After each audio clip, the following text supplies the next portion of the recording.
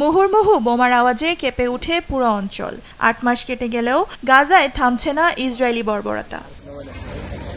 মঙ্গলবার মধ্য ও দক্ষিণ গাজায় ইসরায়েলি বিমান হামলায় প্রাণ হারিয়েছেন বেশ কয়েকজন, যার বেশিরভাগই নারী ও শিশু।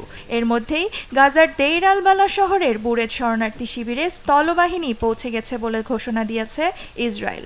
যুদ্ধবিমান ও কামান নিয়ে সেখানে অবস্থান করছে ইসরায়েলি বাহিনী। কাতারের পররাষ্ট্র মন্ত্রণালয় বলছে, গেল সপ্তাহে মার্কিন প্রেসিডেন্ট জো বাইডেনের প্রস্তাবিত গাজা যুদ্ধবিরতি পরিকল্পনার বিষয়ে ইসরায়েল বা হামাসের কাছ থেকে কোনো দৃঢ় চুক্তি পায়নি তারা। আমরা একটি স্পষ্ট ইসরায়েলি অবস্থানের অপেক্ষা করছি, যা পুরো ইসরায়েল সরকারের প্রতিনিধিত্ব করবে। একটি চুক্তিতে পৌঁছানোর বিষয়ে যে কোনো আলোচনার প্রতিক্রিয়া হিসেবে উভয় পক্ষের কাছ থেকে একটি স্পষ্ট অবস্থান থাকা উচিত। আমাদের পক্ষ থেকে আলোচনা চলছে এই বিষয়গুলোকে সমস্ত পক্ষের জন্য স্পষ্টভাবে স্থানান্তর করার জন্য। যুক্তরাষ্ট্র বলছে, যুদ্ধবিরতির প্রস্তাবে হামাসের প্রতিক্রিয়ার অপেক্ষায় আছেন তারা। তবে ইসরায়েল মিশ্র বার্তা পাঠাচ্ছে বলেও অবগত করে যুক্তরাষ্ট্র।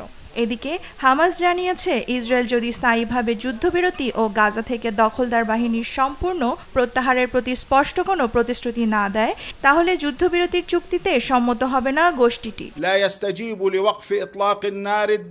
এটি স্পষ্ট যে ইসরায়েল এই প্রতিক্রিয়ায় স্থায়ী যুদ্ধবিরতি বা গাজা উপত্যকা থেকে দখলদার বাহিনী সম্পূর্ণ প্রত্যাহারের বিষয়টি নিশ্চিত করে না। যুদ্ধবিরতির বিষয়ে প্রেসিডেন্ট বাইডেন যা বলেছেন তার সাথে এটির কোনো মিল নেই। এর আগে প্রধানমন্ত্রী নেতানিয়াহু এক বিবৃতিতে জানান, ফিলিস্তিনিদের নির্মূল না করা পর্যন্ত যুদ্ধ অব্যাহত থাকবে।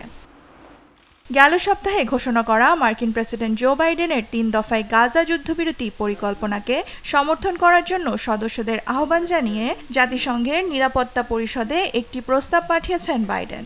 পরিকল্পনাটি ইসরায়েল থেকে এসেছে বলে মন্তব্য করেন তিনি। তবে এতে ইসরায়েলি নেতারা সমর্থন দেয়নি বলেও জানান বাইডেন।